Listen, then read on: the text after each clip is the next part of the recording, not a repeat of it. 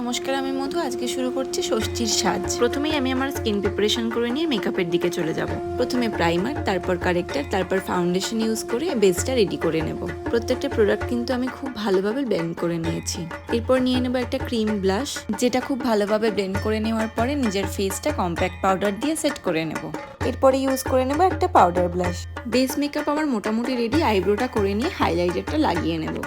এরপর চলে যাব আই মেকআপের দিক। অ্যাজ এ বেস কালার আমি একটা অরেঞ্জিশ কালার ইউজ করেছি, আর ইনার কর্নার গুলো ইয়েলো। খুব ভালো করে ব্লেন্ড করে নিয়ে আউটার কর্নার গুলো ডার্ক ব্রাউন শেড দিয়ে ব্লেন্ড করে নেব। পরে নিলাম লাইনার, হোয়াইট কাজল, আর লোয়ার ল্যাশ লাইনটা ব্ল্যাক আর ডার্ক গ্রিন শেড দিয়ে ব্লেন্ড করেছি। তারপর ইউজ করলাম মাস্কারা, সেটিং স্প্রে, আর এখন লিপটা ড্র করে নিচ্ছি।